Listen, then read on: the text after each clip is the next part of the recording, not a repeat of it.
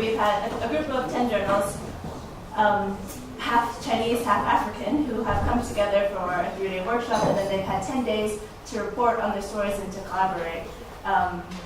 Just going back to Professor Ing Chan's point about collaboration and cooperating between Chinese and African journalists to tell these stories, here's a perfect example of that. So first we will hear from Jiang Yifan, who is the chief editor of Wuxiang Media in Shanghai. Good afternoon, everyone. I'm Jiang Yifan, the chief editor of Wuxiang, a small independent media on agricultural issues, with an emphasis on sustainability of agriculture. And I'm also special correspondent for the paper.cn, which is a leading online news agency in China. As you know, that there has been many controversies and associated with the Chinese agricultural investment in Africa. And there is a book called Well, Africa Feed China by Deborah Brodkin, which tried to probe each and every of the very big headlines about the controversies. Like Chinese are grabbing a large area of land, turning them into plantations, and importing migrant workers in their millions, and produce food and transport back to China. So she found that many of the rumors are baseless, but there is not a so-called imperial or colonization agenda from the central government, but sometimes there are urges of producing food, like transporting back to China from the provincial or the provincial government or the private sector. And quite often those ambitious projects fail because of lack of research. So Chinese agribusiness, they have very strong urge to make profits in Africa. Quite often sell in Africa or to European lucrative markets. But they fail to conduct enough research, and they were not aware of the social, political, and economical reality of Africa. So many of the big projects failed. So what I am doing here in South Africa is that to look into some of the investments here in South Africa and try to put them into the local agrarian reality in South Africa and the transformation of the agrarian landscape. So I think it's very important for Chinese agribusiness and the agricultural sector to be informed about the reality here, what is going on here, the political, social, economic background. So far, there is nothing significant and controversial in the agricultural sector in terms of the Chinese investment here. But there are interesting and important developments worth being looking into. And I particularly looked into the activities of the New Hope Corporation, which is the largest animal feed corporation in China. And 5 years ago, they came here and built up a very large facility, and they want to make money from this very big market of South Africa and potentially the entire continent, and try to provide the market with feed and then vertically integrate themselves into a meat packer and a meat brand to satisfy this large continent with a very rapidly growing population. So the model New Hope Group is adopting is a very prevalent model, has been there in China for 20 years. It's called a contract farming model, which is also called a company plus farmers model, in which small producers are contracted with the farmer to produce animal products, and they were supplied by the company the feed, all the inputs like seed, the feed, and extension services, trainings, and then they are supposed to sell back all the products back to the company at a certain agreed price agreed on. And that was promoted by the state to be a very useful model to integrate the millions of, tens of millions of small producers in China to the big market, which is available, both the domestic and the international ones. Because in China, we have a land system which guarantees that each and every family has a small tract of land. They are not supposed to be sold. So the farmers are very, very small. There is not a tendency, there hasn't been a very large tendency of land concentration for many years. But so one thing which is good is that they are provided with this social security, which is the land. On the other hand, large farmers are not hadn't been emerging for many years. So that contract farming has been proven to be able to make the very small farmers, maybe average at 1/5 hectares per household, to be able to be integrated into this big market.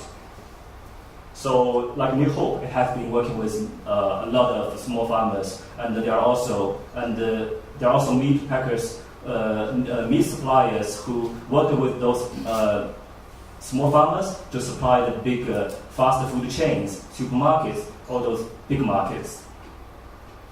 So actually, when New Hope came here, it also wanted to use this kind of contract farming model in this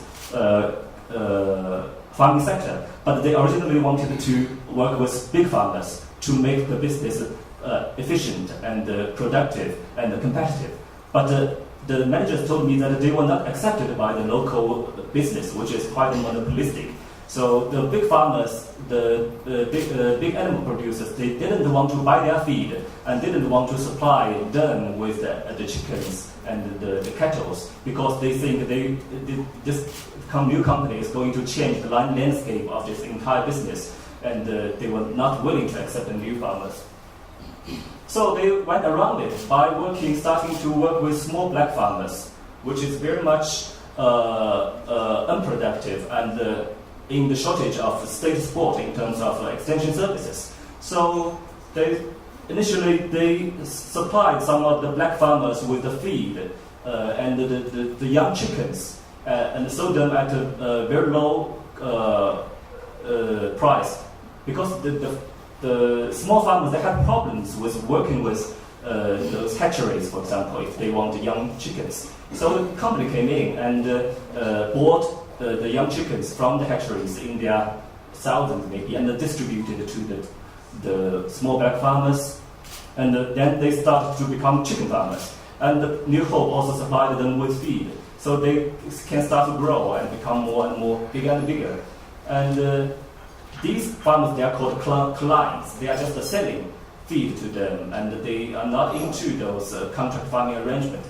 But now later on, they are also working with another group of farmers who are contracted by New Hope, and they are supplied with feed and extension services and training, and they are supposed to sell back the chickens to New Hope. So now, actually, what they are doing now is quite meaningful to those small farmers, because they were not provided with enough training and extension services, although they probably have recently got land during the land reform process, which is very high on the agenda of the South African government. So before, the land was not put into good use. Quite many households put their land into idle, and activities are very low, and the production is not very productive. But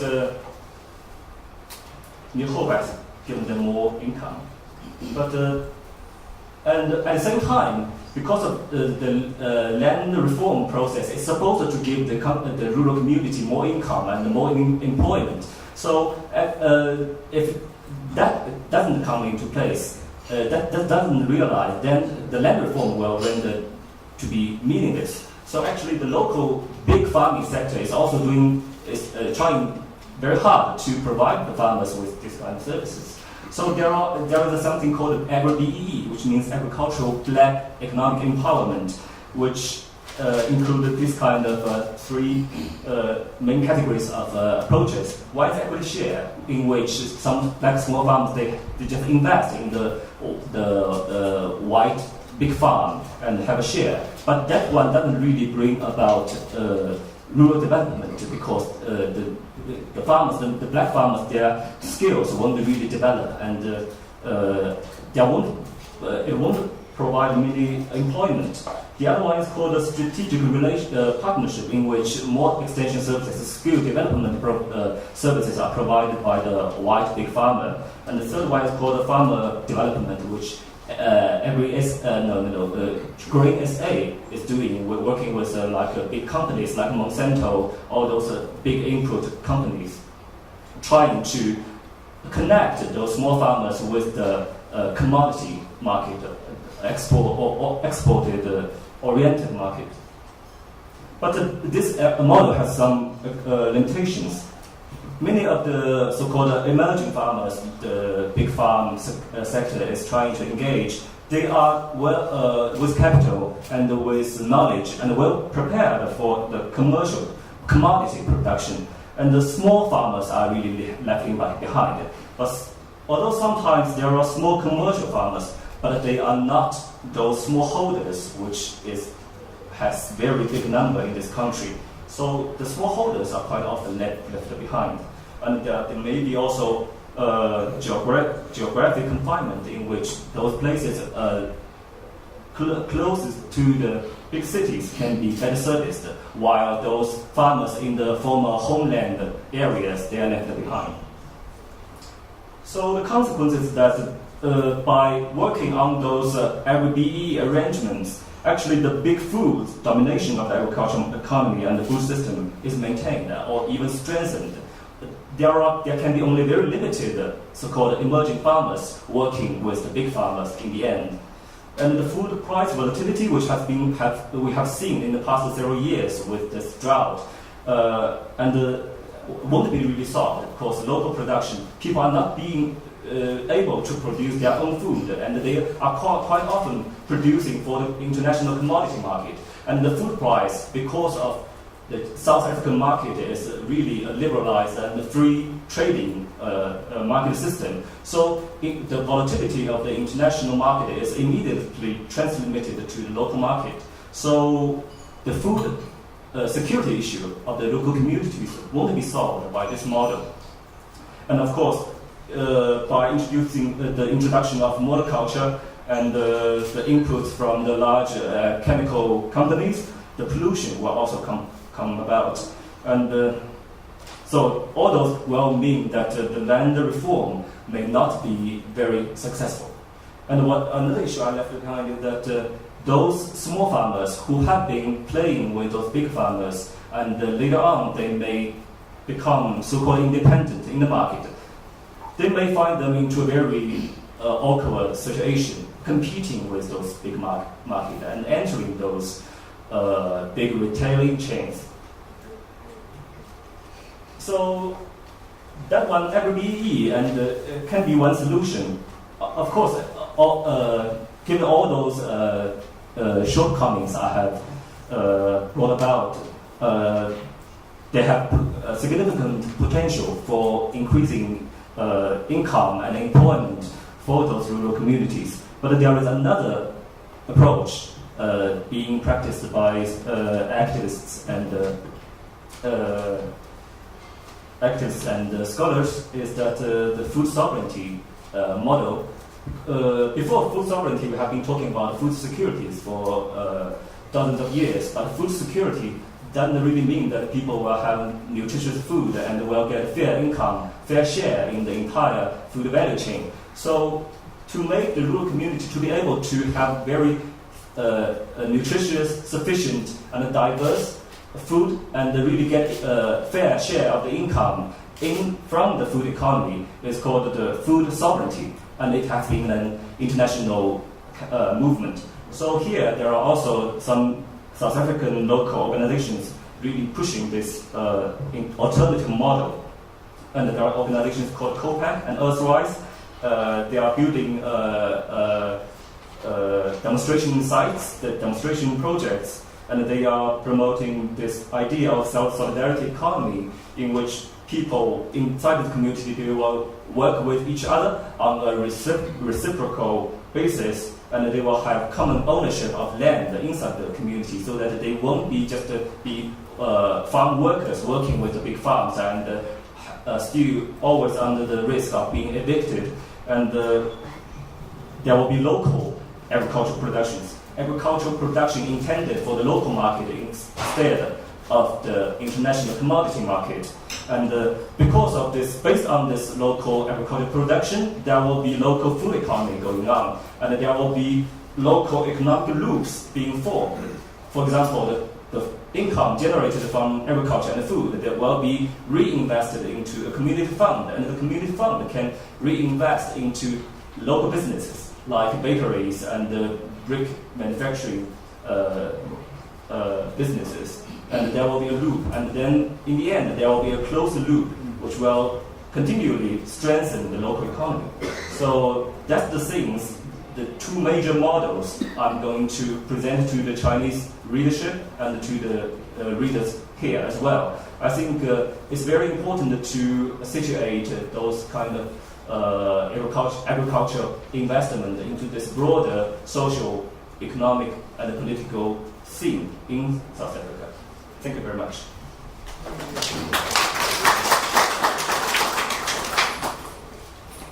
Great. Next we have Christopher Bendana, who will be talking about tractors and food security. Good afternoon, everyone. My name is Christopher Bendana. I'm a science journalist from Uganda. I work for a newspaper called The New Vision. My specialization is agriculture and science journalism in general, covering climate change and a few issues in health reporting. Initially, my topic was looking at the impact of low-cost Chinese tractors on food security in South Africa. But when I came here and I talked to a few people, I decided to make a few changes and make it the role of Chinese tractors on a bigger concept, which is food productivity. And we had 9 days of going into the field from the 10th to the 19th. I moved in the area of Pretoria and the Vaal province. Managed to interview a few sources, farmers who have used tractors imported from China, and also business people who are selling tractors from China. Also tried to make a visit at the Ministry of Agriculture offices in Pretoria with some little success. And in these 9 days, I was able to get some information. The general information is that the Chinese tractors are more popular than the other brands because they are easier to maintain, they are a bit cheaper, and unlike other models like Ferguson or John, they are mechanic as opposed to the electric system, which is much more complicated. That when you take such a tractor to a local repairman, he will need to use a computer-assisted program as opposed to a mechanical tractor where it's taken on general knowledge. The tractors were also found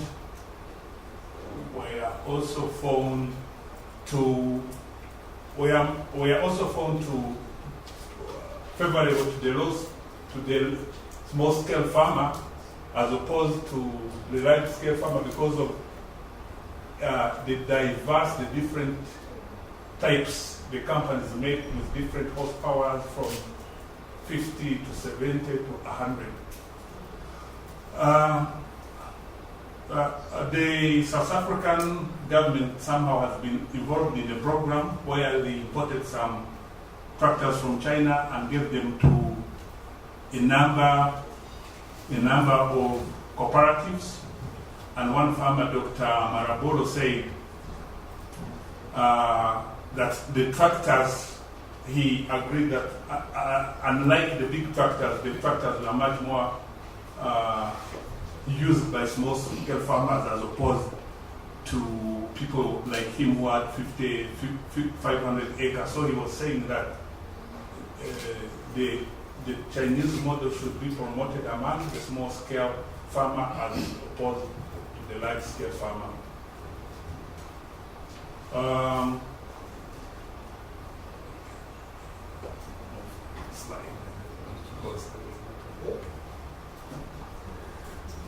Information.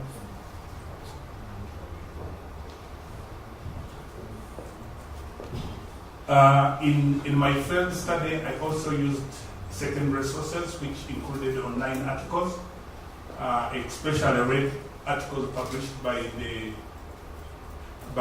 the Farmer Weekly, which had a detailed story about tractor use in South Africa, indicating the importance of China as a powerful manufacturer of tractors, because it indicated that China was almost second to India in the production of tractor, and it gives a figure of 500,000 tractors manufactured in 2015, almost second to India, which manufactured 600,000 tractors. So this one itself shows you the importance of Chinese tractors in the agricultural revolution across the globe.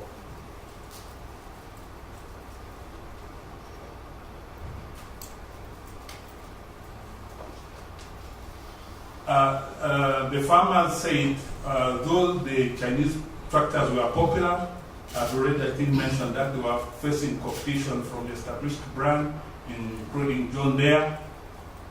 I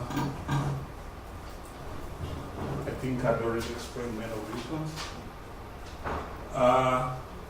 In the course of the report, there were challenges.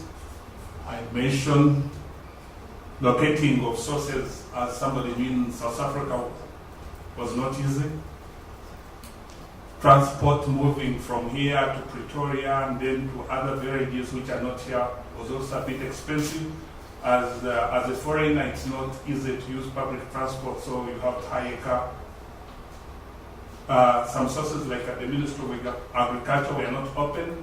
When I visited, they told me it's not this department which handled the provision of tractors to the small-scale farmers. You try this direct trip, you go here until I fail to get the information. I think it always goes to the point of bureaucracy in government.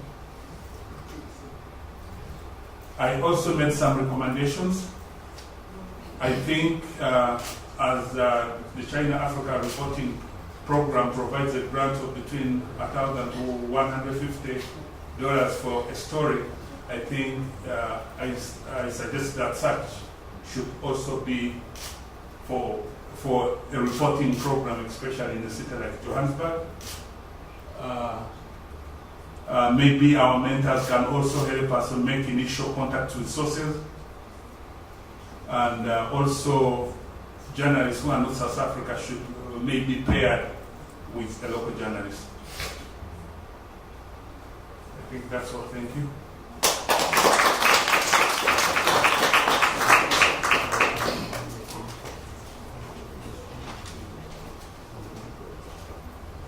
Fredrick Gaye from Namibia. Oh, sorry, Gillian. Gillian Yau from Hong Kong.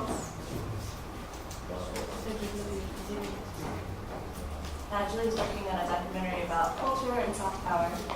She's been doing a lot of shooting here in South Africa. This is not documentary. Actually, it's it's a feature stories, because we have been here for only 2 weeks. Actually, it's quite a tight working time for us, but luckily we have some local journalists help us, so we can make this. And this is the highlight, actually, of our project. Of me and my colleagues from Liberia.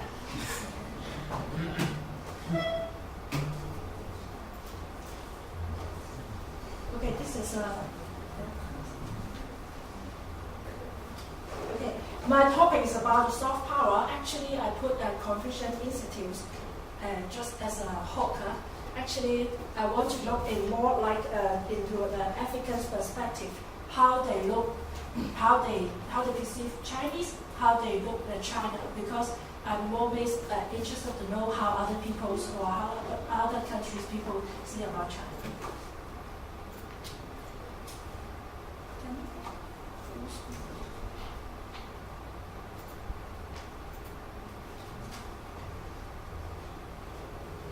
I suppose all of you know who is he. He is Confucius. So this is the school.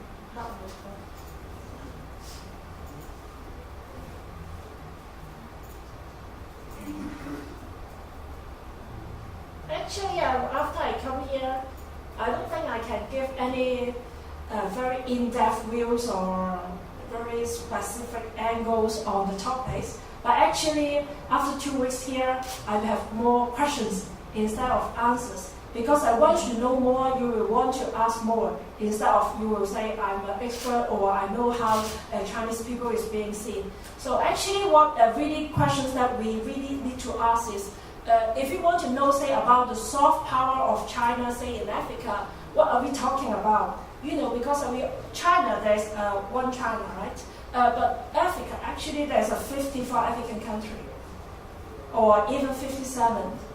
Yeah, I know some debate is 57. But you know, maybe say in Hong Kong, actually, we don't have this perspective. We always just say Africa, Africa, and we don't really know about what's the difference between. This is my first question. And I think if you want to really know about the soft power, this is something that we really need to answer.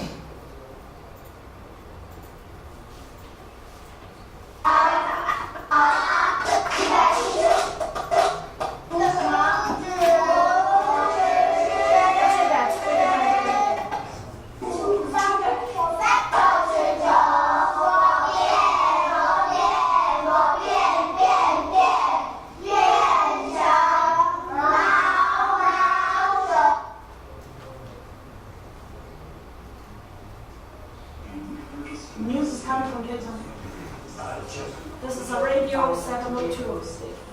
Doc, good evening. Welcome to Night Talk. Thank you very much for that call. We're going to have to move, and thank you very much for that call. That's Mbuli. Whatever is it, because of she has a key opinion leader of the young generation. Removed and a while ago, because these aren't new allegations either. About the Queen, we knew about Princess Diana, we know about Buckingham Palace and Big Ben, and because there's this idea that these are the important countries. But in those countries, they also then believe that they're important, and so they don't have to learn about everyone else. And so in many ways, I think if in China, that's what's happening. We must know about China, but for all intents and purposes, there isn't really I think everyone should know about everyone, but in terms of power and the power balance, there isn't really a reason for China to put effort into why they should know South Africa, for instance. South Africa, on the other hand, we must know our biggest trading partner.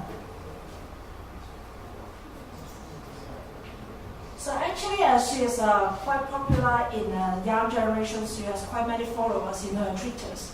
And she also talks about, I just only quote one of her quotes, is she mentioned about that there is some, well, I won't say it's imbalance, but actually she also points out the needs that if how much the African needs to know about China or Chinese, and how much the needs that Chinese or China have to know about Africa or South Africa. This is my second question. I think if we don't have answer to this question, well, we won't really have any development, no matter how many Confucian institutes we have built around the world.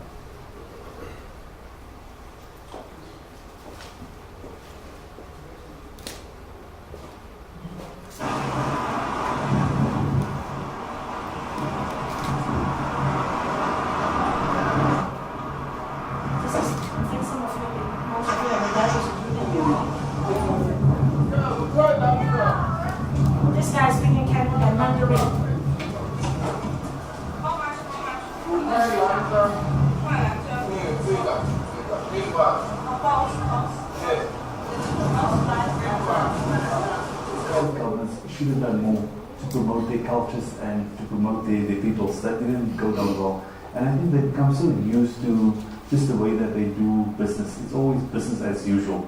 It's like, so we'll talk about investment, we talk about trade, we talk about how do we politically support each other or diplomatically. But they haven't done enough to really look at people-to-people engagements. Well, why I put the man selling the ice cream in front of John Bailey, I doesn't say John Bailey sells ice cream.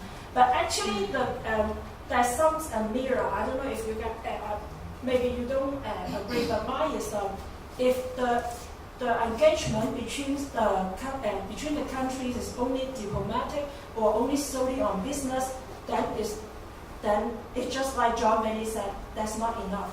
And Bailey is a very experienced journalist. He's stationed in Beijing for quite a long while. So when I go back and during my stories, I will put more of his viewpoints. So this is also the first question that we have to answer. If we want to learn about the soft power, what is the engagement? What is really the engagement?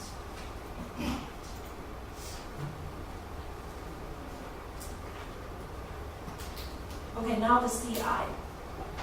Now let's talk about facts. What are the facts? As far as you are, so the why involved, the question should be in future. But the bigger question is what will China do with the power? Because power is quite influential. If you have it, what do you do with it? How are you going to use it? Those are things that we wait for history to tell us.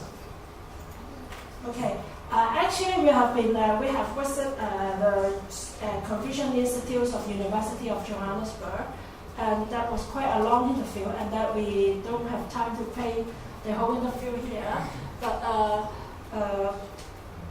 well, we don't know much about it even after an hour of interview. Maybe there are more that we can know about it, but actually we can see they are trying to do some work here, and also I don't know if maybe. The other things that if you want to look at Confucian institutes, actually this is now changing the ways to Confucian classrooms. Just like say in some secondary schools here, I know that actually if they want to have Chinese classes or Mandarin classes, there will be some Confucian classroom. There will be Chinese teacher to come to teach them. So I think this is going to be a development of Confucian institutes. And that is also the other that, because there are many controversies about the CI, and actually one of our speakers, she has also been to the CI, and she thinks that's very helpful and help her to understand China. So I think there are many sides of argument, and there's still lots of rooms to discuss.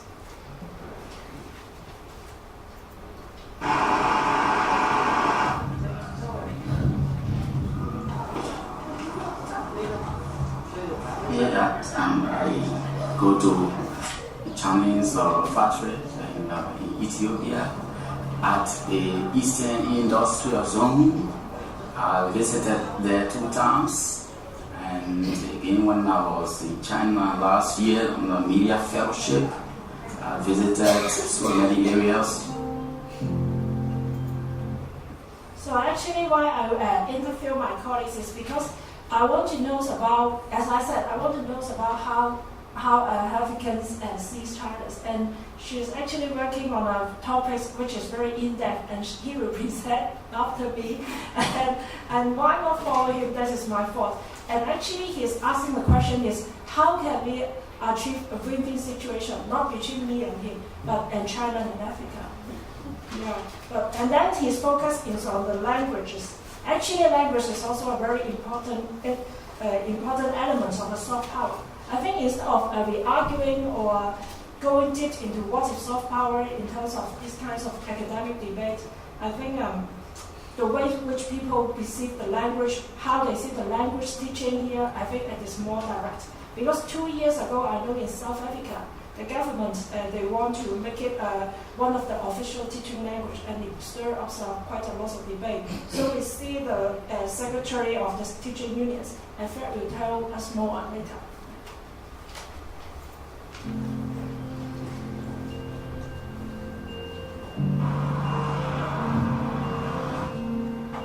passport we have for actually contribute in science, in technology, strongly opposed to Mandarin. And also, we also go to public school because in public school we have different perspectives.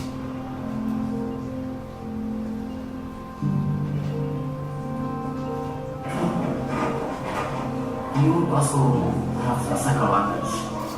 I'm teaching referencing in grade 8. And we also go to our private schools because they will also have another. And because of doing business, and then you need a language.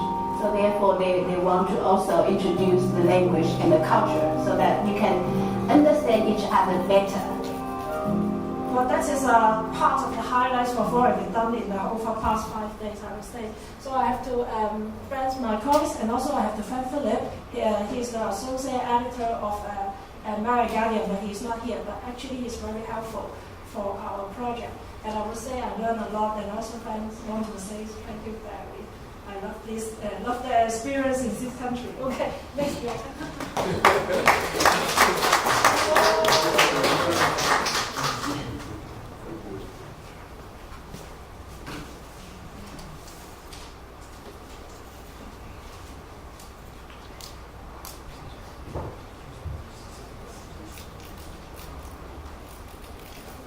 Hello, everyone. 大家好，我是布里，是利比亚记者，是利比亚大学孔子学院的学生。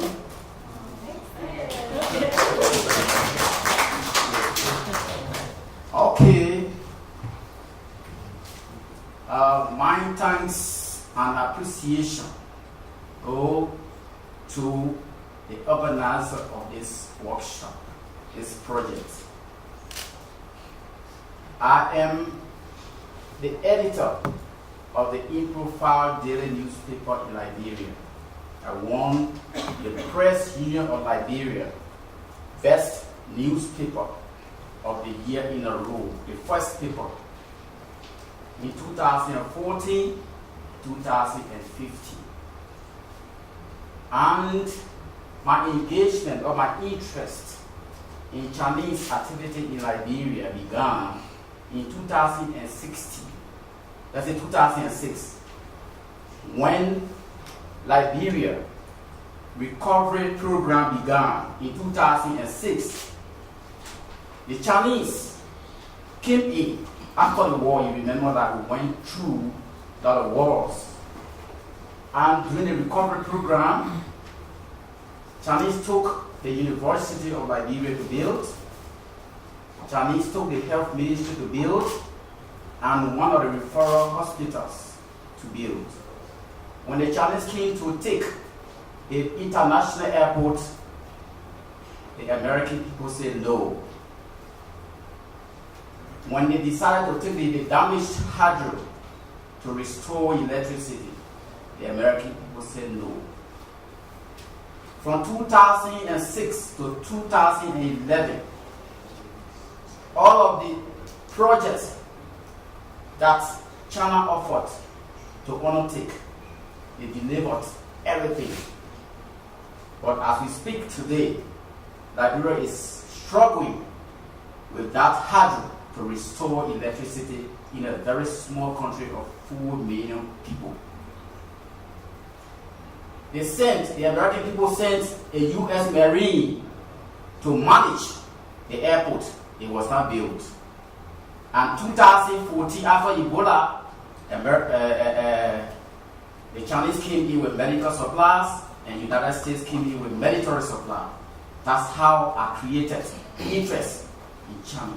And the embassy took me to send me to China in 2016 for the China Africa Media Center Annual Media Fellowship. So, I choose this topic because my country, it was quote and unquote colonized by America. Each time at the University of Liberia, people will say, or some other scholars will say, China wants to take over Africa. So this is how I choose the Chinese language, because for the sake of this project, because of the short time, I have chosen to discuss South Africa. Though the time was short and also we are foreign journalists, we could not get all of the sources. We were able to get some people.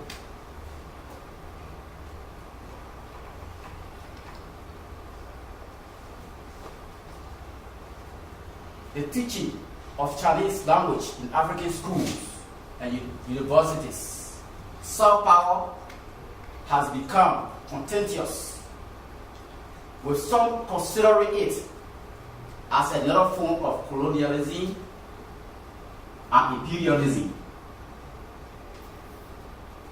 However, for the sake of this workshop, this project focuses on South Africa. The 10-day period was limited for such a serious issue as contacting targeted sources was not easy, but I was able to interview and contact some sources with the help of my colleagues from Hong Kong. The sources we have: Mogwina Maluleke, Secretary General of the South Africa Democratic Teachers Union. And we have David Moyai, the co-director of University of Johannesburg Confucius Institute. And we also went to the Pretoria Chinese School. For Elijah Malanga from the Education Department, I could not get him after several calls, texts, emails, but I was able to get his statement, the early statement from the Mail and Guardian. And also, we did not only interview Mr. Maluleke, we also visited the headquarters of SATU. And we have several sources. The questions I was dealing with, because I was dealing with language: how far has the teaching of Mandarin, how far is the teaching of Mandarin in South African schools? How South Africans see the introduction of Mandarin in schools? What's the benefits? What are the impacts on local languages and culture? What are their views on the opinion that Mandarin is a colonialism? How do they understand soft power, and what are their recommendations? Few assets from the field. People are concerned about Mandarin because South Africa hasn't introduced any local language as a national language. It's their concern, but something it's necessary to know Mandarin as a language, because as South Africans we travel a lot and it is easy and one feels comfortable knowing the language whenever he's among those who speak the language. This was a statement from a senior teacher at the Bendana Secondary School. And another asset: one of our friends is in China. She tells me she finds it difficult to get along because she doesn't understand Chinese. So as a young person, I support the teaching of Mandarin. There is an opportunity for South Africans who travel to China and those who work with Chinese companies. This was a statement of one of the teachers, Mbuli Tamfu, a young teacher at the Winnie Mandela Secondary School.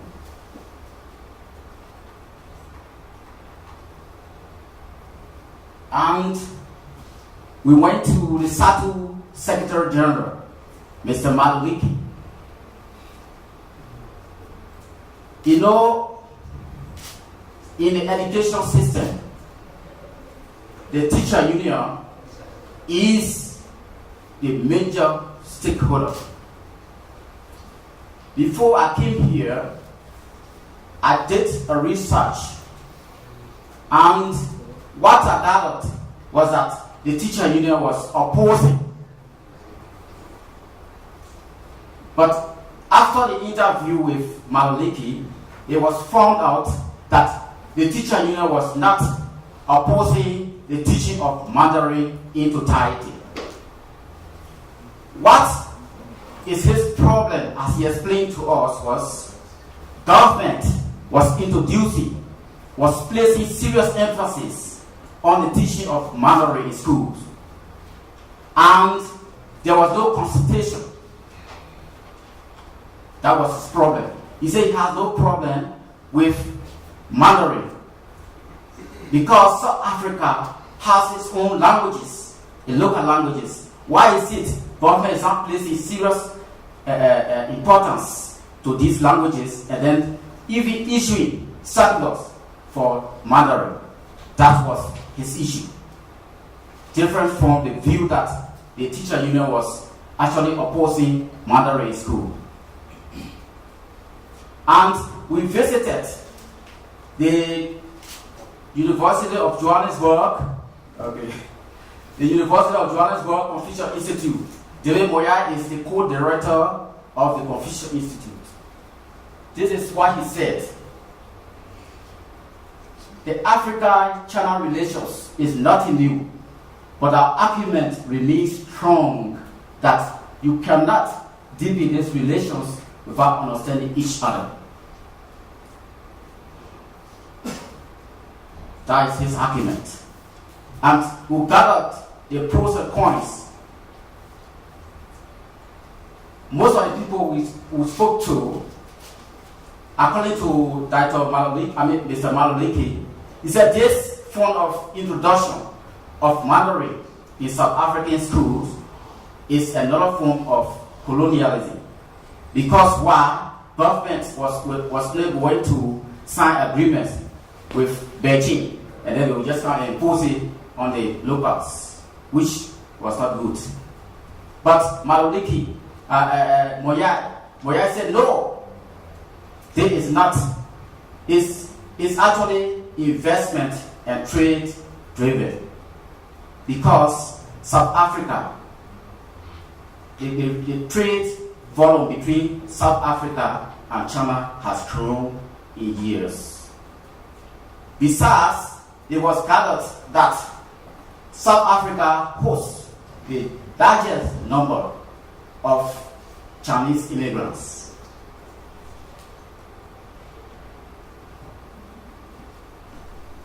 Generally, many South Africans are eager to learn Mandarin because this is an opportunity for them to interact with the nearly 1.4 billion population of China in addition to other languages.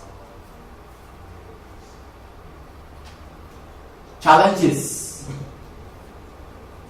communication gaps between government and some education stakeholders, such as SATU, that has its membership of 70% of public school teachers.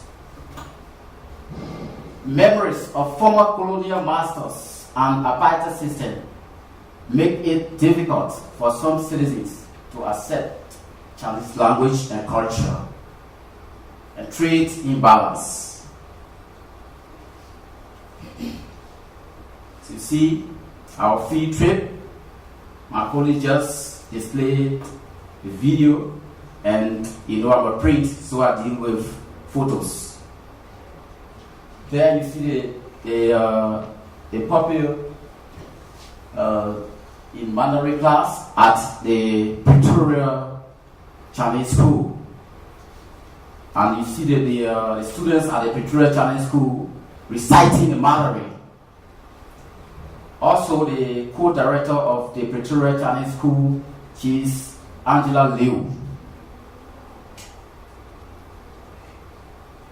We also visited, during our visit at the Mbuli Mandela Secondary School, the principal, Eddie Kekena, was leading us on a guided tour of the facilities. And on the other end, you see the young teacher who spoke to us. Also, what was so interesting at the Mbuli Mandela Secondary School was we saw students writing exam in Sibeti. That is, the principal told us that they are also prioritizing some local languages. They have 3 languages that are being taught in the school, local languages. The Sibeti, the Zulu, and Songa. They have been taught. So when we went, we saw the student writing exam in Sibeti. Another problem we face is that we couldn't get through any provincial institute student because at the time we visited the schools, the students have written exam and they were already home. And when we were at the Pretoria, at the University of Johannesburg Provincial Institute, we were not allowed to take photo of the building. And up to now, my police and I, we have been emailing, up to now there have been no reply to us. So, conclusion. Okay, anyway, generally, South Africans actually embrace or they are eager to learn Mandarin. But the problem is they want it to be a choice of the parents. It should not be imposed on them. That's their fear. The end. Thanks. CSCA.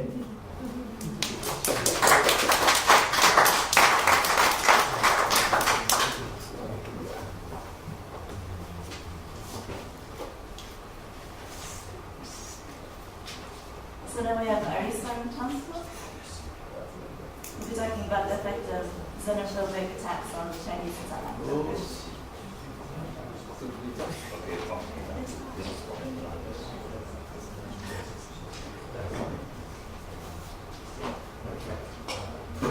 Good afternoon.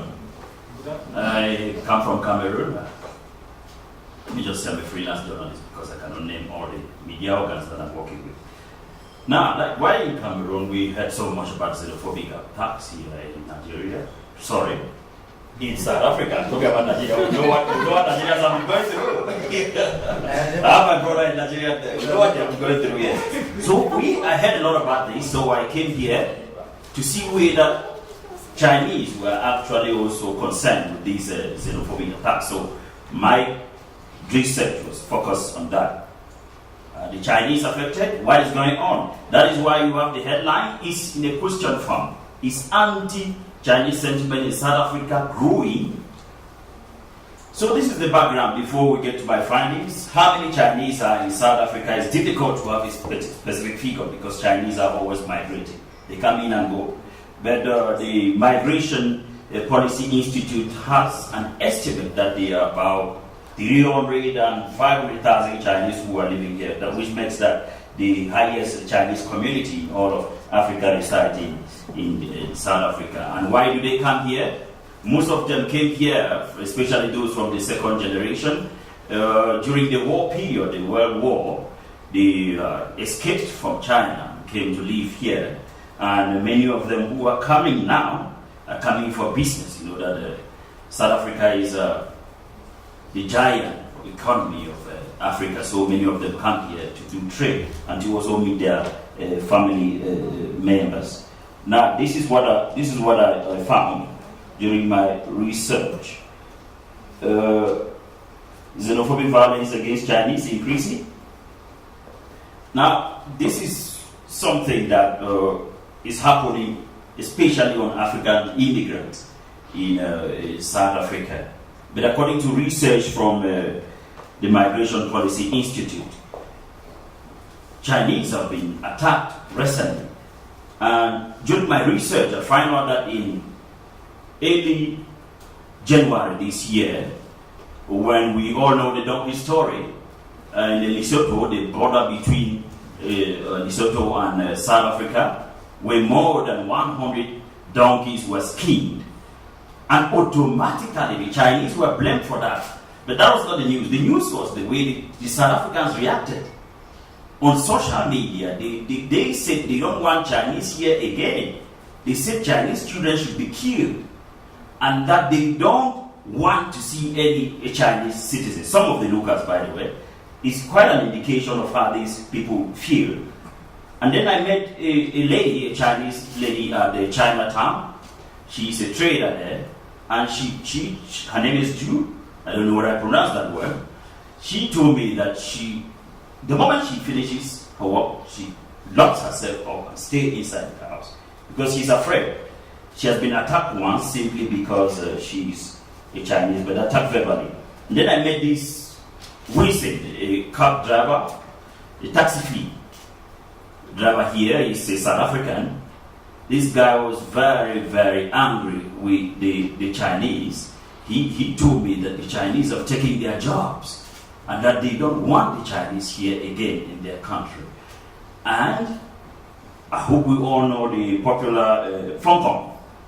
Fong Kong is a name used for counterfeit goods. They call the Chinese good Fong Kong. It's a normal name all over Africa. He said they have flooded the market with Fong Kong and they don't want all the Fong Kong here again. And then I spoke with Eun, one of the Chinese Association of Gutian. Is it Gutian? I pronounce it that way. And he told me that most of the attacks have been verbal and not many. They've had physical attacks, but many have been verbal. But they were afraid that the words will finally become action. Now, this is not something new in South Africa. During the apartheid period, I spoke with Walter Pond, who happens to be the father of Ewen Pond. He told me that during that period, because this is the second generation South African of Chinese descent, he told me that during that period, during the apartheid period, the Chinese were not allowed, were discriminated upon when it came to education, it came to voting and trading rights. And he told me that the Chinese sometimes were referred to as aliens. And he narrated the story, I think most of us were there, where he was crossing the street in one neighborhood in South Africa where people have never seen Chinese. When he was crossing the street, everybody stopped because they thought he was coming from Mars, from one planet called Mars. So it gives you an idea of what people thought about the Chinese here. And this is a statement that this particular phrase that he said that was very, very mature and pregnant with meaning. He said, in the apartheid days, we were not white enough, that is, we the Chinese. In the present moment, we are not black enough. And then what has been the consequences of this? According to the attacks have increased much fear in the Chinese who are living here in South Africa. And what are things that many Chinese are not living because they fear for their lives here. And Ju, the lady that I met at Chinatown, she said she's looking for any opportunity to go, to leave South Africa. She's no longer comfortable trading here. Now, this is the bright side to the story. It's not everybody who is in South Africa who works Chinese. I met this young lady who is working, her name is Sito Belinda. She's working at the Chinatown in Johannesburg, and she told me that she's been working with the Chinese for 2 years now. She has been very comfortable working with them. She said they are good people, cordial and responsible people. And she wants to go to China to learn more about the Chinese and their ways of life. Now, all the African immigrants who are living in South Africa have a very cordial relationship with the Chinese who are here because they trade with them. They hold meetings together, family meetings, and some of them have even intermarried. Now, this is what Joseph, who is a Zimbabwean businessman, who is in South Africa, he was working with the Chinese, and because of what the Chinese did to him, he opened his own business. So this is what he told me, that he owes his success to the Chinese who are in South Africa. So he told me that I buy and sell Chinese goods. I travel to China at least 3 times in a year. They are very good people, if you understand them. And it's very important, if you understand them. They are very good people. Now, one measures have been taken to stop xenophobic violence in the Chinese. With the president of the China Association, the Association of the Chinese, he told me that during the incident on what people commented on their Facebook page, he actually sued some 12 South Africans who were using hate language against the Chinese, and they are currently in court. He also said that another case is in the Equality Court. The Equality Court was set up to judge hate cases. Now, the association is also keeping a very vigilant eye on any xenophobic attacks on the Chinese in South Africa. Now, this is what I think after doing this research. Xenophobic violence on the Chinese is a reality in South Africa. And if this is not checked, it will increase. Another thing is, the Chinese are, in a way, indirectly contributing to this negative impression that some locals have against them. The integration of the Chinese in the South African community is so far not sustainable, because the Chinese are not really open to the locals. They need to be more open and to do everything possible to sell their positive image. People tend to think that they are bad people, or that they cannot deal with them because they don't know them. Because many people that I spoke with, who have met with the Chinese and have worked with the Chinese, are quite comfortable working with them. A lot of guys that I interviewed have never met the Chinese. They just have an impression that these guys are bad people, simply because they see them from afar and they are not open. Like the lady I met, she finishes and she goes up, she stays in her room, she doesn't interact with anybody. And that is a very big problem. If the Chinese integration must be sustainable, they should be able to interact with the people as much as possible. I don't know whether Karian is here. She was my mentor. She was very influential. There she is. She helped me a lot, because doing a work like this in a country that you don't know is very difficult. She helped me. She gave me directives. I'm very thankful to you, Karian, and to Barry for what you did. Thank you.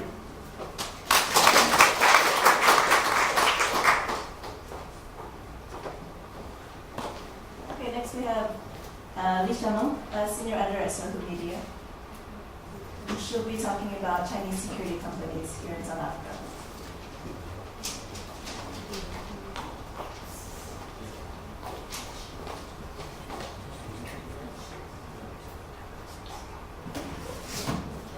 Good afternoon, ladies and gentlemen. My name is Xiaomeng. I'm an editor with Sohu, China. And my topic is the first Chinese security company in South Africa. Lots of people ask me why I chose this topic. I think the reason is very simple, because when I talked about South Africa in China, lots of friends tell me that it's very unsafe. The security is very poor.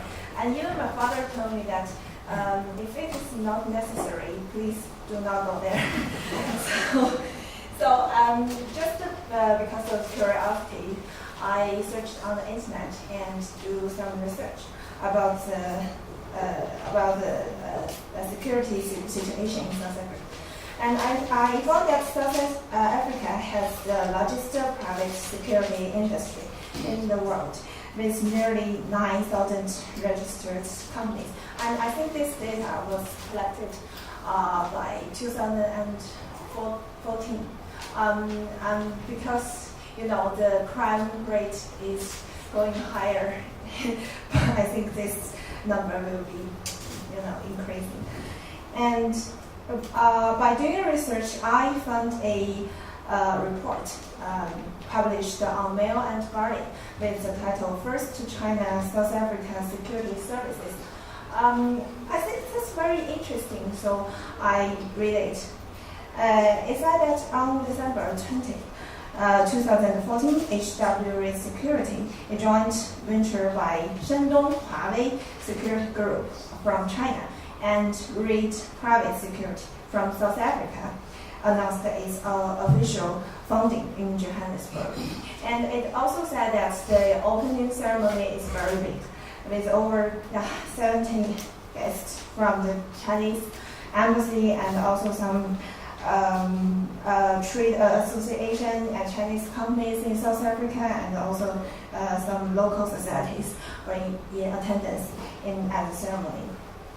And I think you guys are well known that China has been reluctant to get involved in politics abroad, part of the decades of doctrine and interference.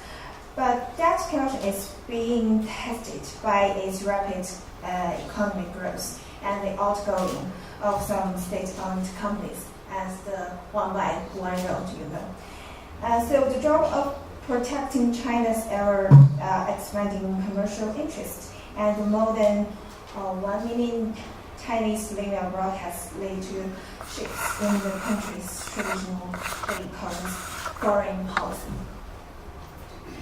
And I talked with the local Chinese reporters in South Africa, and they told me that actually there are 2 Chinese security companies, and one is the Wits Security Services, and the other is the HW Security. Actually, last Tuesday I went to Wits Security Services, and I talked with the owner and also the business manager. Actually, I think it's a local security company, just because of its owner, Miss Li Ying. She has a Chinese background, but she happily married to a South African guy about 18 years ago and got the nationality of South African.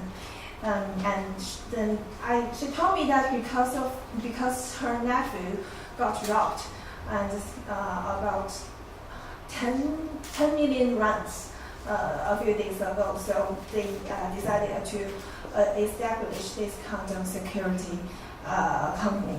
And their main business are not just to protect the Chinese company, they also protect the local company, and they also employ lots of local people. So I think this company is not a specifically Chinese security company. It's a local security company. And also this company has attracted lots of attention and interest of the Chinese media. Lots of media have doing their report about this company, such as the CRI. And the key point is the Huawei HW Security. Last Wednesday, I finally met the manager, Mr. Kong, because he went back to China 5 months ago, and he told me that the business here in South Africa has been stopped for a very long time, and there's only an office in Johannesburg and only one employee, that is him, the manager, the business manager. And he told me about the history of this company. I think it's about 3 years ago. This Huawei, Shandong Huawei Security Company, the chairman on board, had a meeting in Johannesburg, and at that meeting, he met the manager of Reed Tactical, and after some discussion, and they think maybe they can establish such a kind of security company together. And because of the South Africa law, if a foreigner seeks to establish a business in full, they need a business visa. But if if this business is set up in part of a very wider group, a business visa is not required.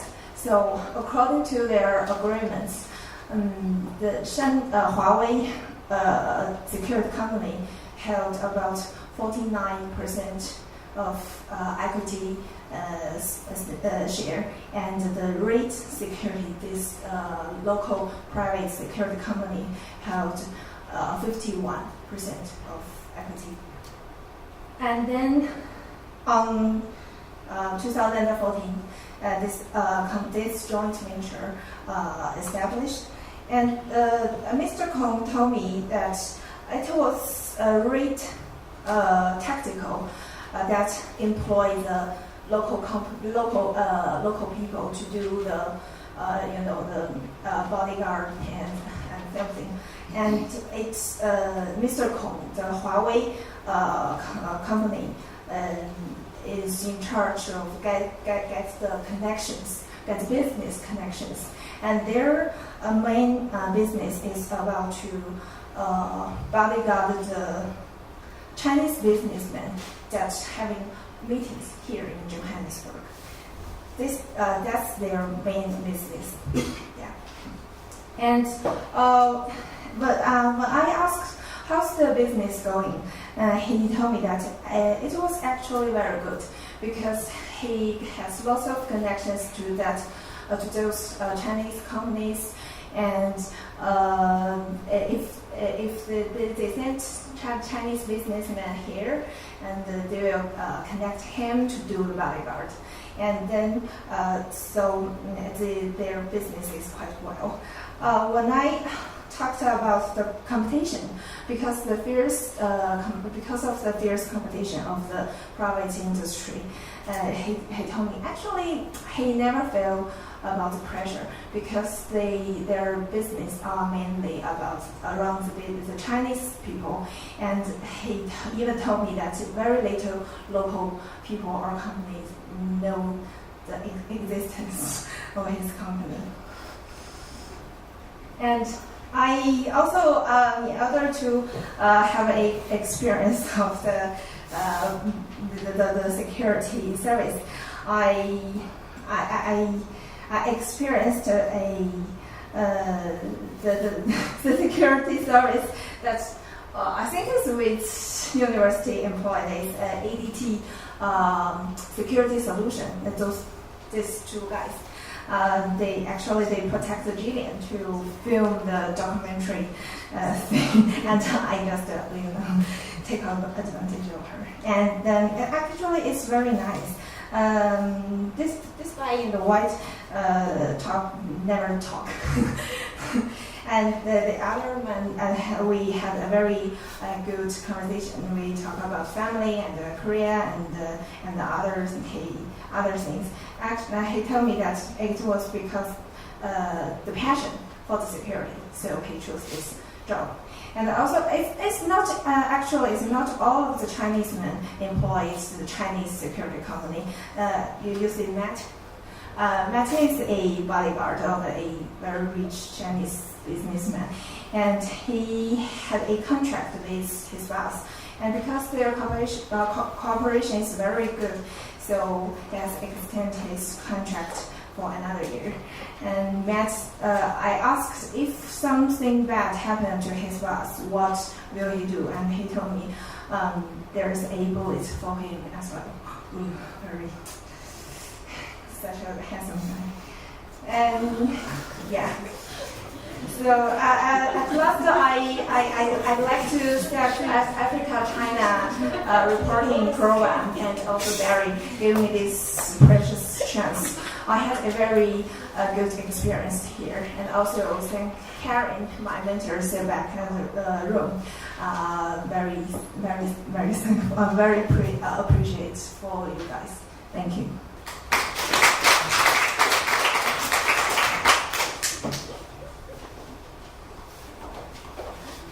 And next we'll have Sharon Tshipa, a fearless journalist in Botswana, talking about Chinese corporate social responsibility.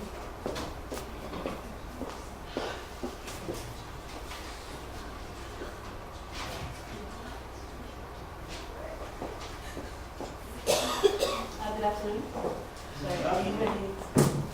My name is Sharon Tshipa, journalist, freelance journalist from Botswana. I usually do photography, videos, and I write as well. So my topic, I'm going to talk about corporate social responsibility, or what I found out here in South Africa. They commonly know it as CSI, corporate social investment, or corporate social governance. To start. Okay, so when I was starting my research, I looked at CSR policies here in South Africa, at the Black Economic Empowerment Act, and I also looked at the social labor plans which are available. And then also I looked into the South African government motives, as in what motivates the South African government to actually to inspire or to motivate CSR. And then also I looked at the Chinese government motives as well. And then for the South African government, the motive is to actually correct the wrongs that were written during the apartheid era, where certain people were discriminated and were disadvantaged economically, which are the black people mostly. So they're just trying to eradicate poverty in that area using CSR. And then Chinese government motives, basically it's just to shape the perceptions positively for Chinese. They want people to view Chinese people as good people, to just influence that. Hence my topic, influencing positive perceptions of China by South Africans using CSR. My initial topic was the effects of CSR on local businesses, but I couldn't do that because of the time constraints, so I had to change it a little bit.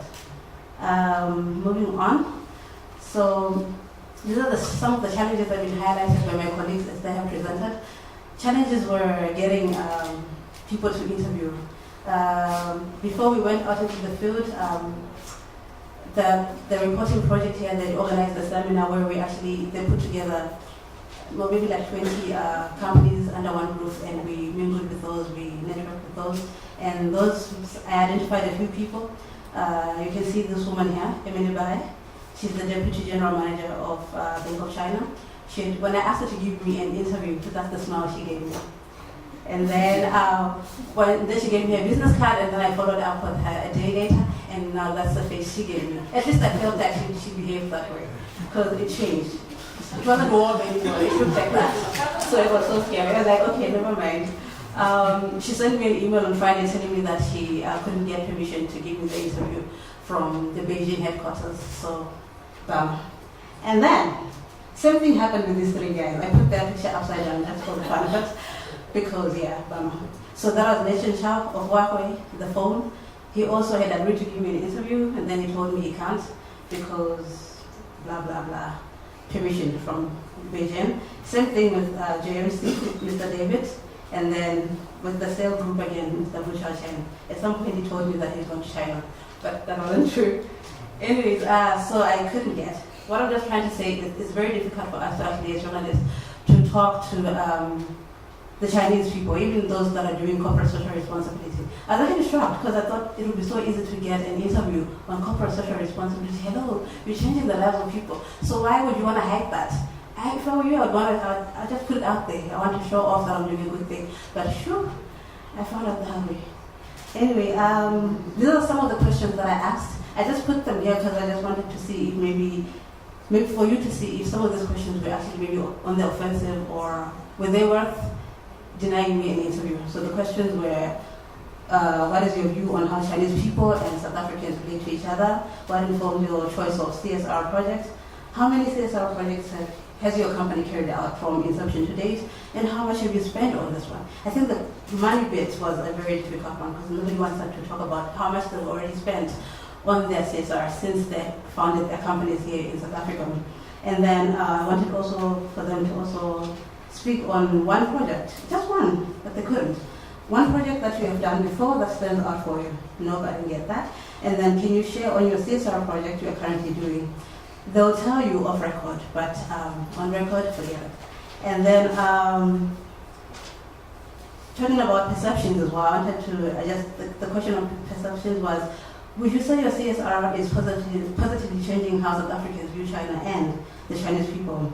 And then my last question was, are you aware of any instances in which CSR by Chinese companies have negatively affected local businesses? That was based on my initial topic angle. The answers there, off record, I got them. Yes, there are some local businesses that were affected by CSR. I would like to pursue that in the future and actually identify those and actually do further research. I couldn't do this topic mostly because the companies that was referred to, or local business that was referred to, were actually in rural areas, most of them. So I didn't have as much time to do the research I wanted to. Yeah, so after trying to reach as many people, that was my face. I just felt like, oh, so what now? So I was a bit confused, trying to figure out what now. Should I give up and go home? Barry gave me enough money, I could have just taken a bus home, but I didn't. Anyway, so I talked to a few of my colleagues here, and then decided to take advantage of their own interviewees, the interviews that they already had lined up. So this is me now, trying to, just getting excited, thinking, you know what, actually people I can contact, so you can see I'm holding my phone. There's hope. Anyways, so I did talk to, with help from my colleagues and then also from my mentor, Richard Potluck. I interviewed the Taung Gold International Limited group. I spoke to Jacques Places, and this company is 25% Chinese owned and 22% American owned, and the rest of it is local. So the Chinese, as you can see, have lots of influence here.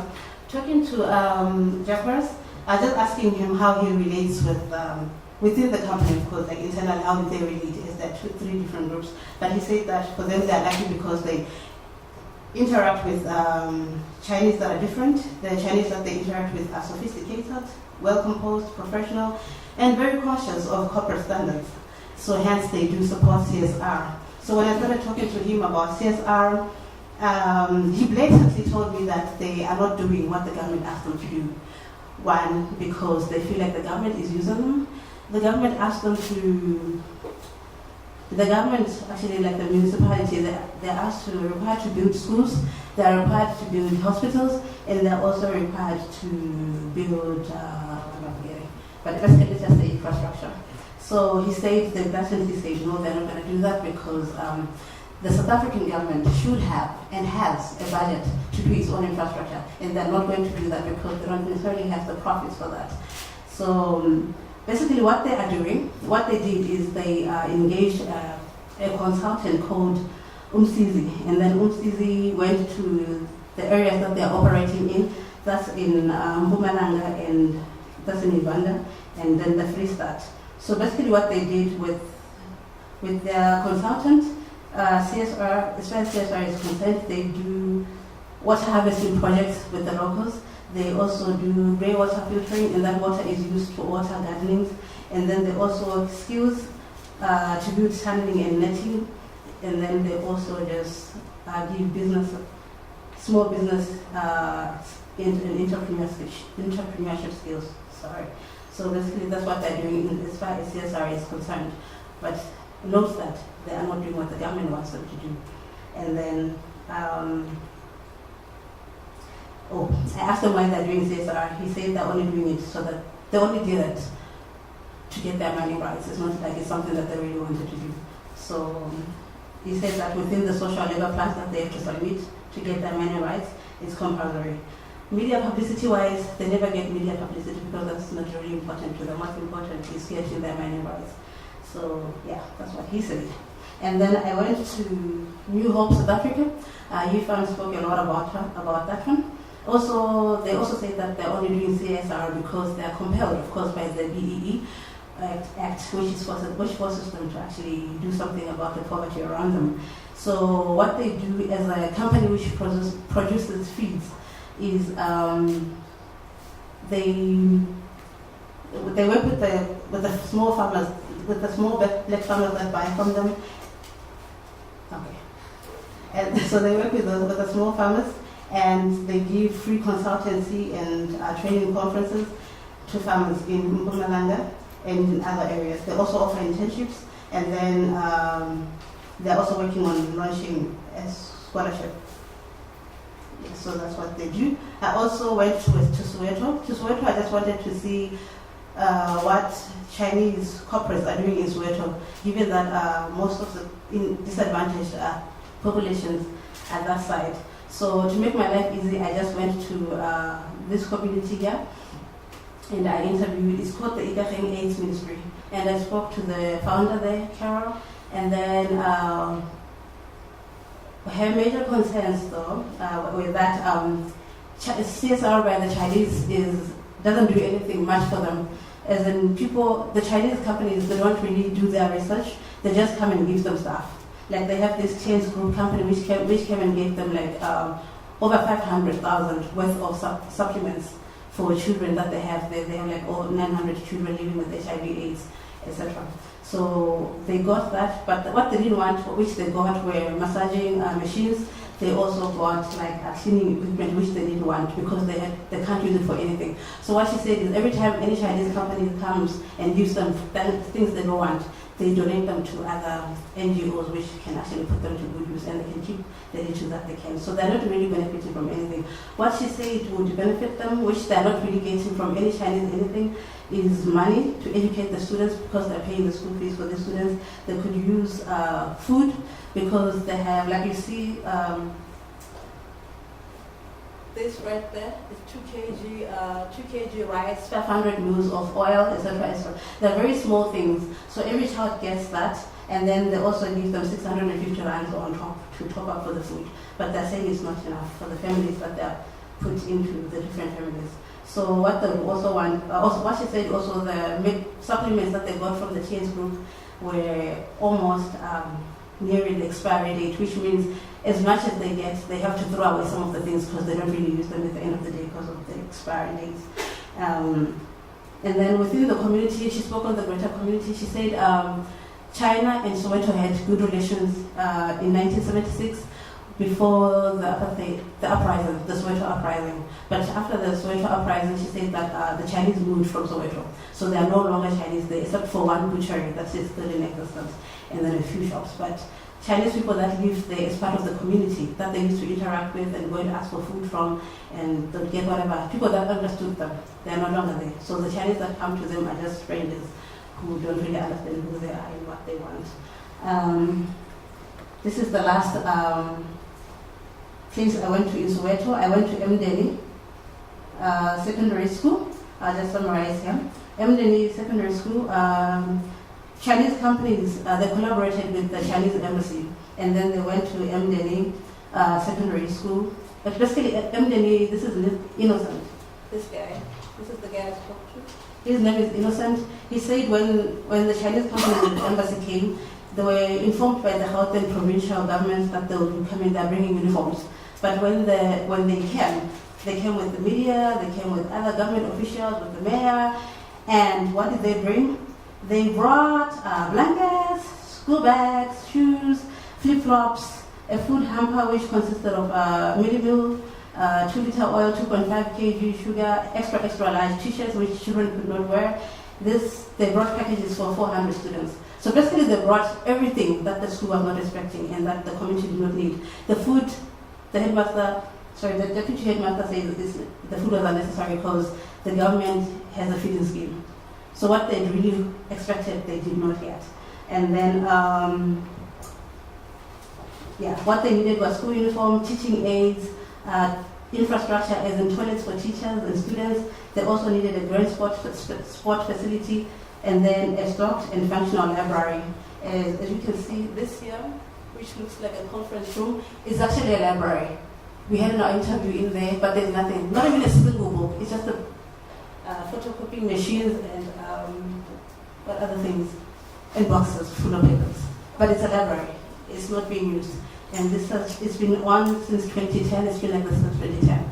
But these guys came way after that. But they didn't.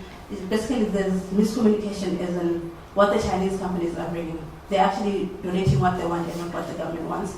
And then my research informed me that I cannot necessarily, we cannot point fingers at the Chinese companies, but also the government is not necessarily playing its role in terms of monitoring and evaluating what's going on. And then also the CSR policies are not necessarily favorable in terms of labor within the companies. They increase labor within the different companies, and also they require too much expenditure in terms of they take too much of their profits.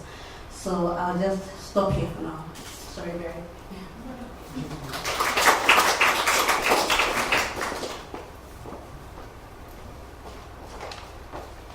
Okay, next we'll have Zhang Qi from Session.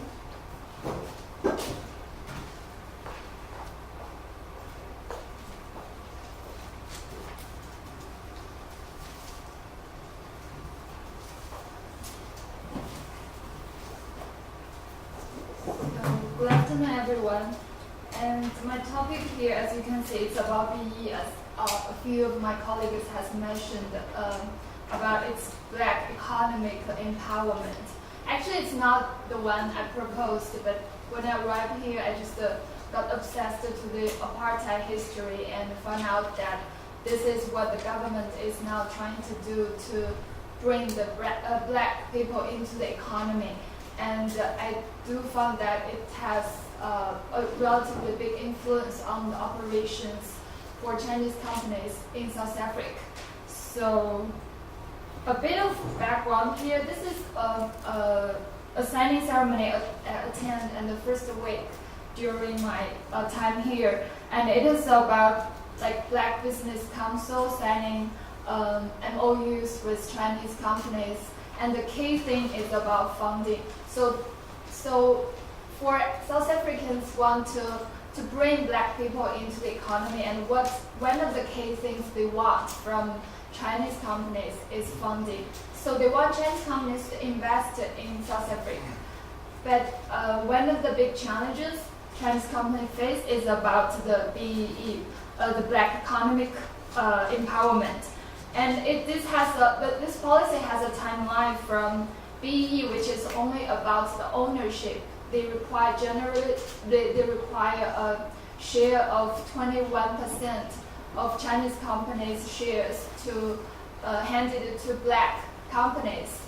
And then they found out that the ownership is not the only thing that is important. So they revised it to the broad-based black economic empowerment, which is triple BEE. And then because there are some foreign companies, both Chinese companies and some big Western companies, they do not really want to give up the shares to local companies, to black companies. So the government, the DTI, come up with this equity equivalent programs for multinationals, which means if they find out that a foreign company, no matter where they are, no matter where they are in the foreign country, they never give up shares to local companies. Then they will find ways that there are some other ways they could do to not giving up shares, but to do something equivalent to have this part of points. And for the system to work, and I talked to the official from DTI, who is the Deputy Director General of DTI, and he is mainly responsible for economic transformation division. And he did give me a really logic order of what the policy is, the rationale of the policy, and the change of the policy. And I did ask him the question of my topic directly. Does he think the BEE actually benefit or hinders the foreign company's operation? And he said that if it could be, if a company is really make fully use of the black economy involvement and make it like a part of their strategy, that will be benefit to the foreign company.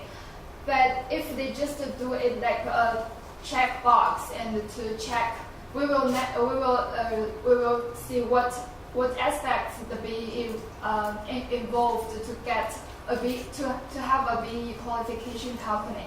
And if it is just a check box for the foreign company, then it won't benefit them a lot. It might be actually hinder their operation. So as we can see, the broad-based black economic empowerment, they involve like 7 aspects: ownership, management control, employment equity, skills development, preferential procurement, enterprise development, and social economic development.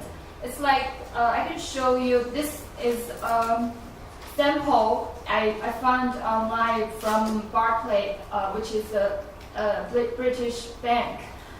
And you can see like on each aspect, you have a target point. And if you achieve the relevant standard, you will have the relative point. And eventually your BEE level is depending on the level you achieved. So as we can see, Barclays has a level 2 BEE contributor, which is a really high level. And from my investigation with Chinese companies here in South Africa, it is I didn't find any Chinese companies who is a level 2 contributor. The highest one is level 1, and if you are qualified as a BEE company, that is level 4, which is the lowest level, but you are a qualified BEE company. So I will talk about the rationale and the critics behind this initiative. The rationale is, of course, to bring black people into this economy. As during apartheid time, black people do not have the right to involve into South Africa economy, and they don't have the right to own a business. And still, you can see many companies are still owned by white people, and I think it is a very well thought policy. But actually, always the devil's in details and in practice. And some critics saying you have to have this ownership to black people, to black companies, but that is like the black people has to buy these shares, which means they have to be very rich black people. But there are not so many rich black people. That means the wealth is ultimately benefited to only a minority of black people. And also there are some practice in the way that if you the company have this kind of agreement with black people or black investor companies, which I loan money and you buy my shares over a period of time, like 5 years or 10 years. And eventually the assumption is like the shares will go up. So after 5 years or 10 years, you will pay back my loan and you still get benefit.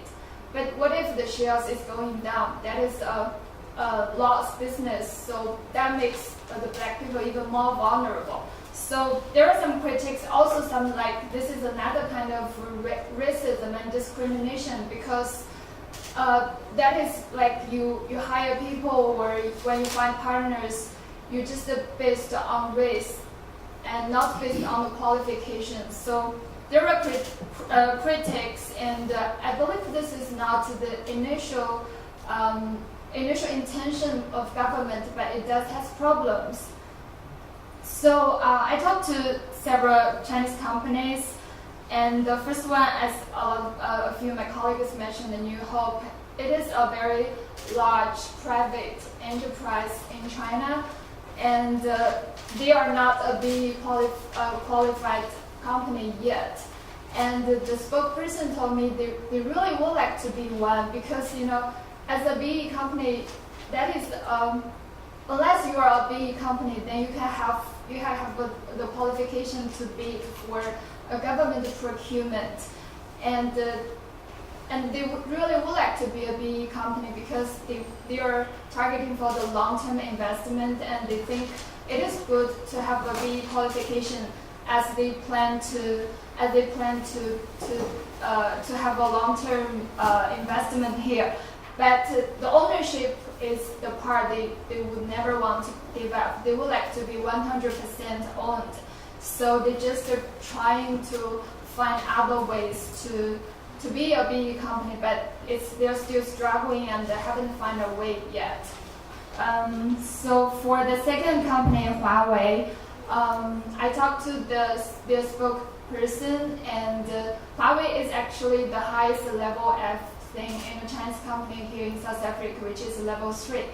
And the spokesperson told me that the ownership part they have from 30% to 40% owned by a black business. And he refused to tell me to disclose the relative details, but I googled and found out that in 2025 they sell 31% shares to a BE investment company, which called Nowlane Investment, if I'm pronouncing right. So if they haven't increased this share, so they have 31% shares owned by a BE company. So for this part, because ownership is like you have this part and then you will get a relatively high point, which makes you to be a level 3, to be a relatively high BE company. And also, of course, as CSR, as my colleague Cheryl talk about, they did like this CSR things and to get a point. So for them, they are like a relatively high and doing relatively well in this respect. And for GMC, they are a level 4 BE company, but still the manager David told me that as level 4 is just like a pass level of BE. So when they bid with other BE companies, they are the last one to consider, because of course they will consider it like relatively high level BE companies, and by doing so, the companies cooperating with them will get extra points from this program. So it's like a relatively related point system. So that makes them, even though they are qualified, but that makes them still very less advantaged compared to in regards of government procurement. So he told me that because of this, they will be focusing on like the market-based and individual business rather than government procurement.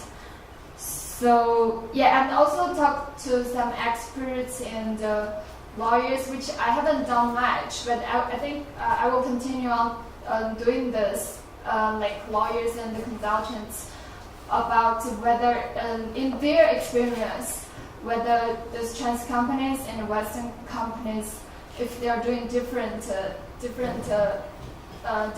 performance in this area. And the one thing I got when I interviewed the president from Black Business Council, he said that Western companies are doing well than Chinese companies in respect of ownership and also in respect of hiring CEOs and senior level officials.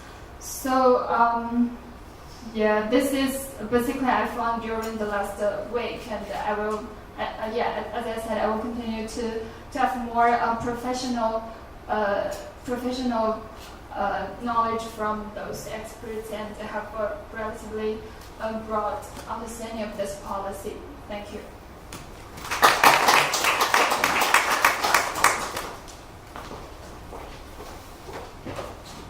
Next we have Odinaka Anudu, who will be talking about job creation and skills transfer.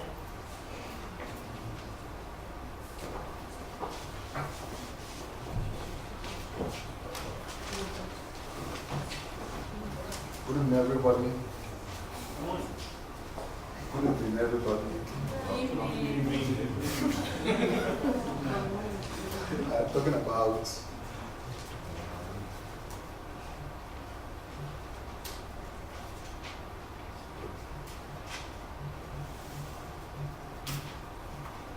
job creation and skills transfer in Chinese manufacturing companies in South Africa.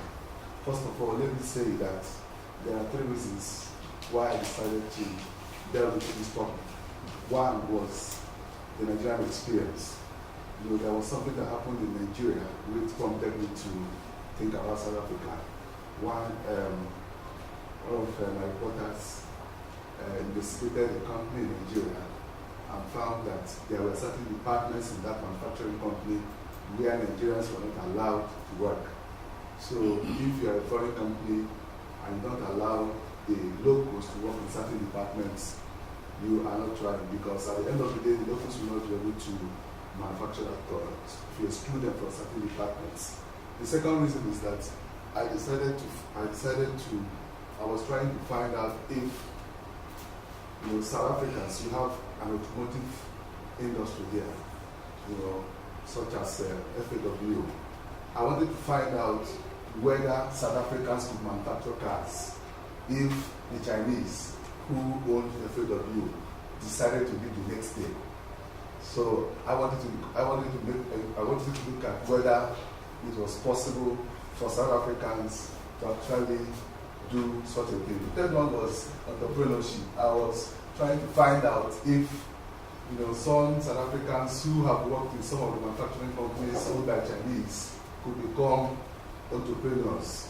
For example, if you probably worked in FAW, can you become an entrepreneur, set up probably a mechanic workshop, and become successful?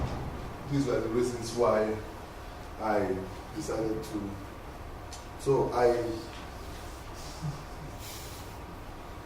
there were 5 companies I examined: FAW, New Hope, Harvest Group, Decency, and Sinoprima. And I must tell you that all of the things I found, because I'm talking about job creation and skills transfer, one of the things I found from my investigation is that Chinese companies are actually creating a lot of jobs. You know, I looked at these 5 companies and noticed that the total number of jobs created was about 1,133, which is an average of 226 in each company. And out of the total was actually 1,189. Locals were 1,133. So you have that there were only 66 Chinese in these 5 manufacturing companies, which is about 5.5% of the total. So what it means is that Chinese companies are actually creating a lot of jobs. But I wasn't satisfied by that. I wanted to find out exactly the type of jobs they were creating. So I found that almost all the 66 Chinese that are working in these 5 manufacturing companies are at the management level. Now, I want to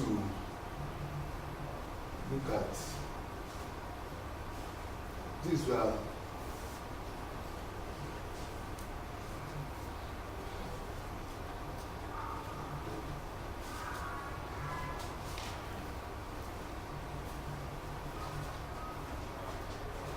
So I looked at FAW. First of all, I asked myself a very serious question. Is it possible for, you know, these South Africans, there are 149 workers, out of which 142 are South Africans. But after I had examined that, I found out that specific findings. One, the Chinese are in all departments as substantive managers. All the 7 Chinese, you know, they are managers. 2, I found out that there's one South African sub-manager in the production department supervised by the Chinese. 3, I found that 3 other South African sub-managers are in the administration department. 4, I found that there is no South African manager in the quality and the maintenance departments. There were about 5 departments and sub-departments, but because of time, I won't go through that. Then I now ask myself a question: who is the South African that can direct the quality and the maintenance departments. The truth of the matter is this: if you have 5 departments, I have all the South Africans in all departments working as laborers, it doesn't mean that South Africans have the skills. My investigation showed me that it is easier for you to direct someone to press a button. Just do this. You can just direct someone to do anything they like. Anybody can do that, and they can actually do it.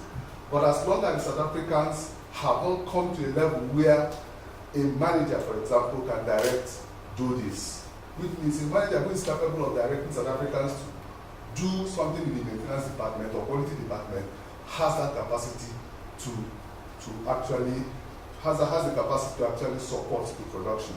So I found out that there are skills shortages in FAW. What it means is that most South Africans that are working with that company are only following instructions. And industrialization cannot take place when the workers are just following instructions.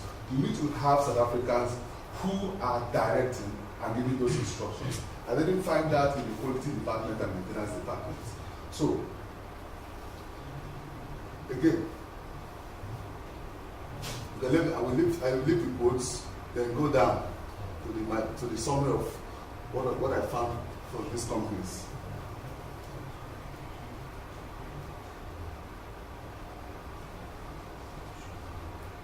Now, there were success in defined ways. One, Chinese investors are creating a lot of jobs in South Africa.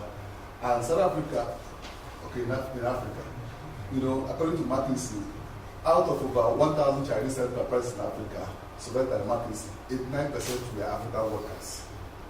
Then I also found that job creation by Chinese firms is helping to save many of the streets. We know the crime rate in South Africa. So for 5 companies to have created almost 1,200 jobs, it means a lot. That means a lot. Then I looked at the third one, which is they are making efforts to transfer skills to the locals. The fourth one is that South Africa has stronger labor laws than most African peers. The Nigerian experience means that the findings we got from that company in Nigeria showed us that the company actually employs Nigerians, numerous Nigerians, but the wages was about $2 to $3 per week. So that was actually why I wanted to find out from some Chinese firms how they actually create jobs for South Africans. I found out that a lot of Chinese companies are complaining about the Employment Equity Act. Employment Equity Act is actually meant to ensure that the blacks or South Africans are treated equally, in employment, in the labor market. They are complaining about that. However, that takes me to the next one. Chinese manufacturers are still confident in South Africa despite the challenges. 6, employing locals make economic and business sense for Chinese manufacturers. So the fact that Chinese companies are creating more jobs is not new. What actually matters is the type of skills transfer they are doing. And I want to tell you something I found. Maybe it's somewhere here. I find out that many Chinese companies I interviewed are not willing to take South Africans to China because it is easier for you to give people direction in factories. That does not mean you are actually transferring skills. What you need to do is to take those who are already educated, take them to China where they got those skills, and allow them to learn those things and come back. Their complaint is that they have transferred skills. But some of the South Africans that got some skills from them locally, moved to other companies. That's not enough excuse anyway. Then we found that skills transfer is better in JVs from my research. Then in Ethiopia, there is a senior Ethiopia associate Africa. It manufactures gel capsules. The company managers are entirely local because workers are sent to China. We also found that the South African government provides incentives for qualifying businesses. Now, there is a complaint I would like to address. The complaint is that Chinese companies in South Africa are complaining that South Africans are actually lazy. I don't know how many people have heard that. You see? Now, that was why somewhere I asked the question, are you buying me or buying my services? Chinese companies fail to understand that, when you are in the labor market, for example, are you trying to buy up the individual or the services? As Africans like to work weekends, Africans wouldn't like to work weekends. They would like to go to funerals, birthdays, and all that. The Chinese companies don't understand that in Africa. You know, one of the companies, New Hope, told me that they actually set up a program for South Africans where they pay school fees, those who wanted to go to higher institutions. Unfortunately, some of them collected the money and pocketed them. They didn't go to school. So that tells you that probably they didn't want the skills transfer. They stopped that. However, they also told me that most South Africans would come to them and tell them, we need funeral funds, we need funds for burial, we need funds for... I found that most South Africans that are working for the Chinese are not doing that because they love to work. They are doing that because they have nothing to hang on to. So it's now there for the Chinese to ensure that those who are working, South Africans who are working for them, are doing it because they love to work for them. And that comes to the issue of the big moment. I found out from the interviews I had with about 2 of them that in Chinese companies they complain that there is no big moment. Big moment is you take a worker and you ensure that that worker is probably gets an incentive for hard work. For example, somebody who has done something special, how do you ensure that the economic life of that person goes far above the average level? That's something that is not happening in many manufacturing companies. And I also found that Chinese companies prefer to place South Africans or managers at departments where they will deal directly with South African workers. You know, they would like to communicate. There is a communication challenge actually in most of the companies. That's what is fueling most level crisis. You find out that there is no way you can transfer skills to the locals when you cannot communicate with them. China usually wants the local South Africans to learn China, but China is not willing to learn the local language, and that's a problem. So if you wanted to learn, when my colleagues were talking about languages, you know, they were mentioning China, learning China. Have you learned South African, Zulu, Afrikaans? They're not willing to do that, but you actually want Africa. So it's a challenge actually. Then again, visa. South Africa, there are challenges here, sorry. You know, when South Africans lack requisite technical skills while seeking employment, that's something I found. You know, language barrier and miscommunication are disrupting skills transfer in Chinese manufacturing companies. It breeds distrust and level unrest. There is a clash. There is a clash of cultures and work ethics. 6 months maternity leave, funeral fund in Africa, holidays, working weekends and all that. You find absence of big moments. Then again, most South Africans work for the Chinese because they have to make ends meet. So they're not doing that because they actually enjoy working. Only few make deliberate efforts to advance their skills. I'm talking about the South Africans here. You know, see the big little, there's something I call the big little man theory. I just call it. Most South African workers who are interviewed, you know, they always believe that it's like their eyes are somewhere else while working for a Chinese company. Probably they don't have the skills, but they would like to become managers somewhere else, even when they are not making any efforts to improve their skills. I'm summarizing. To the Chinese, are you buying me on my services? I've asked that question before. Chinese people are not willing to learn English or South African languages. You see, in a company called, one of the companies I studied, I found a Harvest Group. I found that the machine, for example, the machinery was, you know, the instructions of that machine were written in Chinese. So it doesn't make sense. So it makes it difficult for the locals to understand how to operate it. And those who are operating it are Chinese. And you know that it's not easy for you to bring someone from China to Africa. It takes a lot of money, you pay him in dollars and all that. Why don't you ensure that it is written in English so that the locals will be able to learn the language and operate it? It's a challenge. Yeah, why right? Okay, after skills transfer, South African workers go to the highest bidder, of course. It makes economic sense. Chinese companies are reluctant to send South African workers to China. They consider cost and labor movement. Is that the China's bigger picture of Africa? That's the question I asked. Chinese companies consider minimum wage of this. I found out that there's a minimum wage of this that will start, that the government will implement by early next year. 3,500 rand for workers on 40 hours per week. That's expensive. And when there's mistrust, what does China want? That's the question South Africa workers are asking. Who gains from sending South Africa to China? if you are willing to send me to China, for example, to get my skills, who actually gains? Eventually, in the long run, we gain, because if I get good skills, I will translate them to their company, into their company.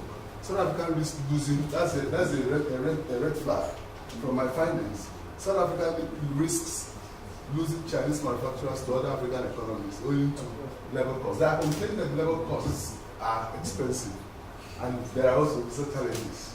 So managers have been sent out of South Africa from what they told me because of the fact that the government is unwilling to renew visas.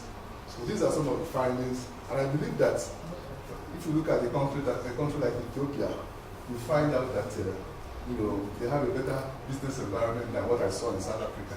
In summary, I want to say that South African manufacturers, I was able to let them understand that the experience in South Africa is better than the experience manufacturers have in places in West Africa. West Africa, where you don't have power. In a place like Nigeria and some West African countries, 40% of your overhead costs go to power. But here, they have, at least the challenges are not as many as they are in some countries. Thank you very much.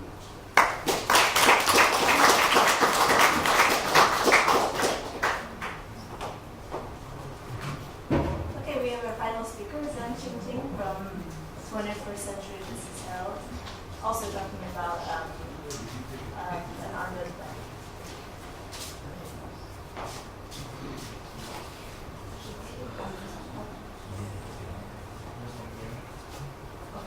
Hi, good evening, everyone. My name is Qingting. I work for 21st Century Business Herald. It's a daily business newspaper.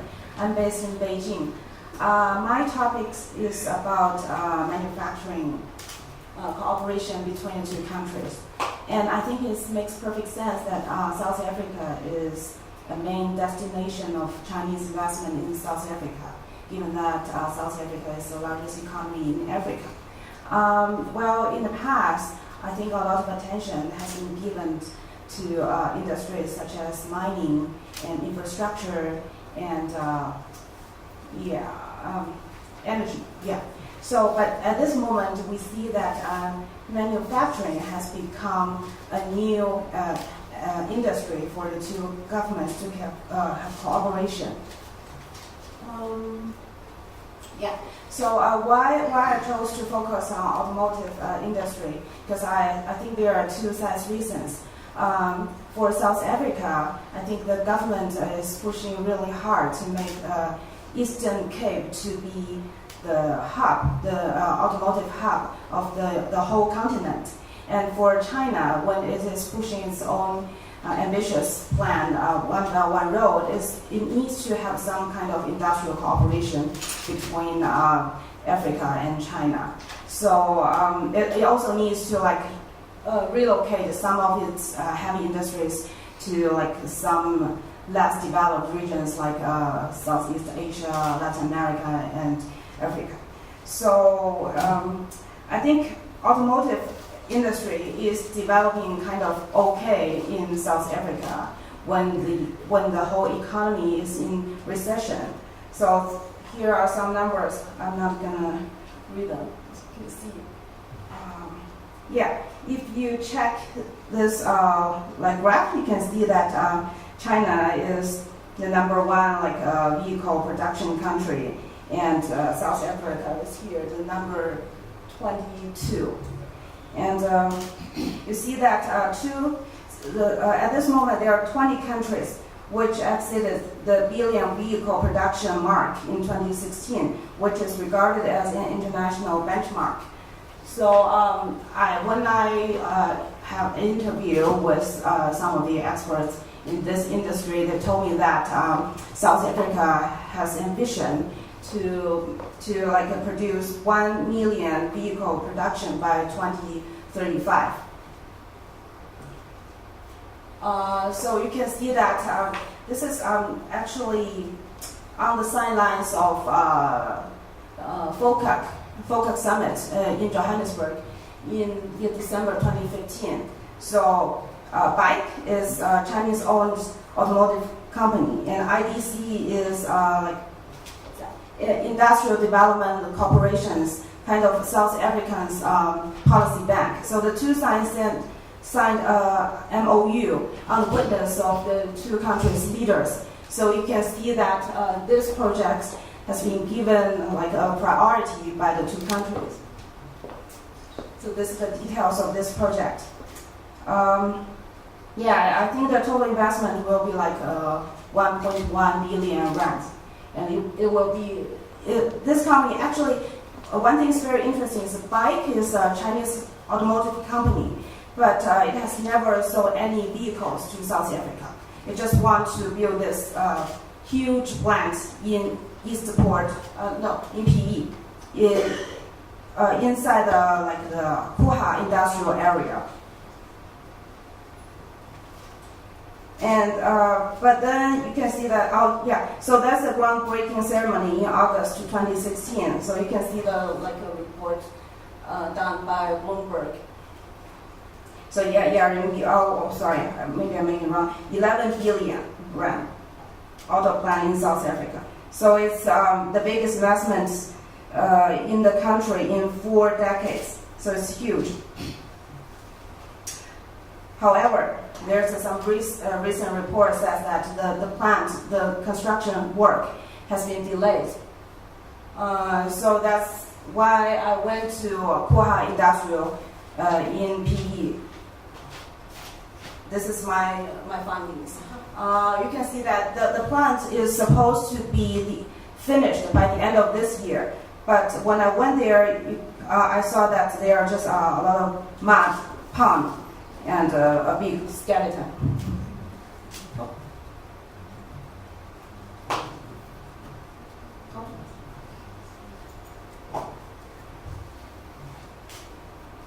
Okay.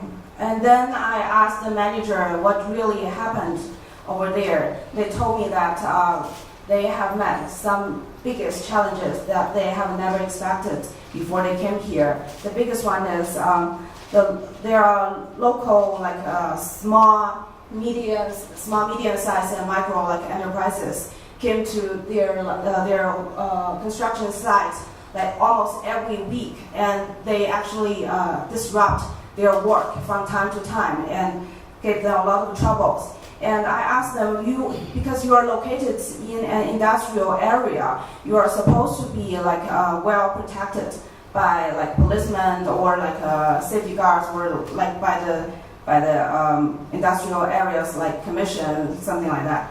And they told me that they actually didn't do much work. And then I asked that because you have a local partner, IDC, why can't they help you to bring you some security guards to help you to finish this job? They just say that IDC is actually located in Johannesburg, and it's just a policy bank. They're just there in investment partner. They cannot help them to deal with the specific challenges on the site. So and then I asked them, what do those local communities want from you? They said that they want to have more jobs, which makes perfect sense, of course. When investors come over to a foreign country, you're supposed to give the local communities job opportunities. But the only problem is that they say that the construction work can only offer 2,500 job opportunities. But there are just way too many people who do not have a job here. As you can see that the unemployment rate is as high as almost 30%. And some people say that the real figure may be 40%. So when everybody wants a slice of this cake, it's just too much pressure on a company who is in this country. And at this moment, they did try to sort this issue out. They have done two things. One is they have regular meetings with local communities, let them know that their tender requirements. They told me that actually we sort of lowered down the requirements for them because in the past we need them to have like we need them to meet like 10 requirements, but now maybe they only need to feed like 5 of them. But the real issue is just too many people want to have a job. And then the second thing they have done is that they donated like 60 wheelchairs to local communities to sort of build up trust and friendship with the local people. And they also like accept some local media's interview applications, which they did not do in the first half of this year.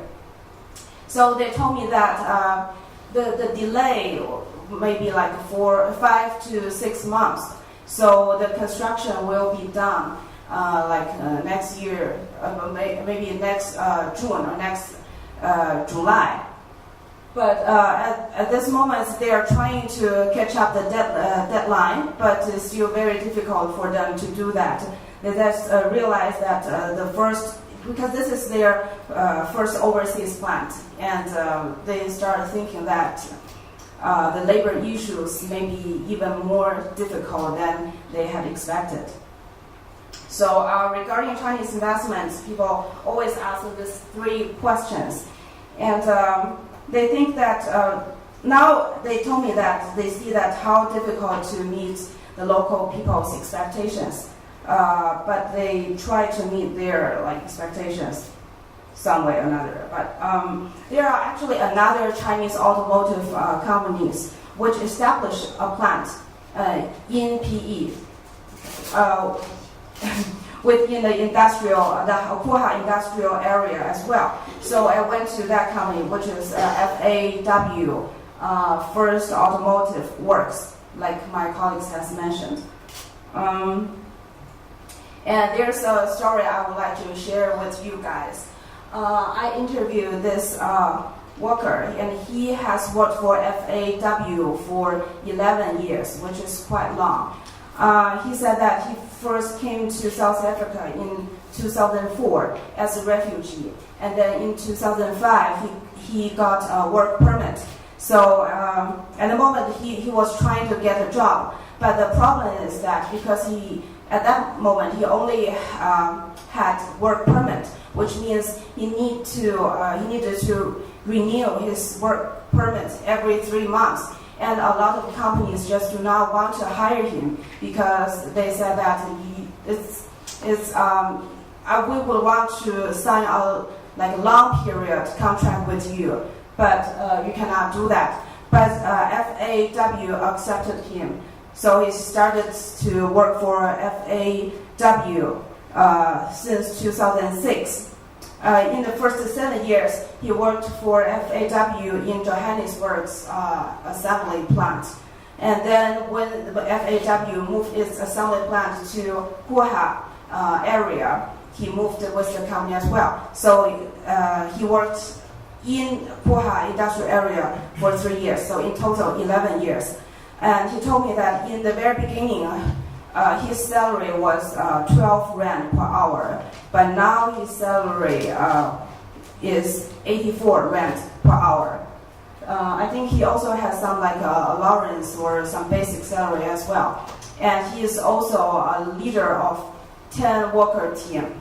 And he said that last year, actually 2 other automotive companies tried to hire him, but he turned down their offers because he gave me 2 reasons.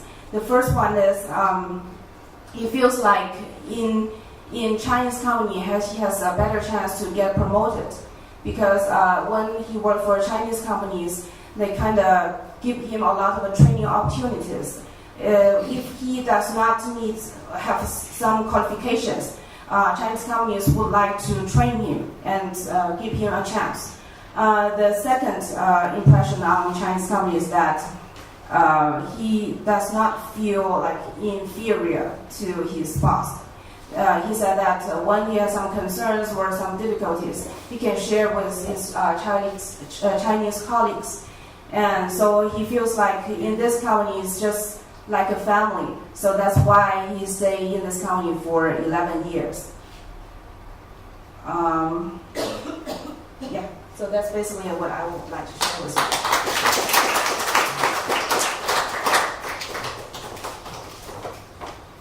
Okay, congratulations to all of you who made it through the day. Really excellent reporting.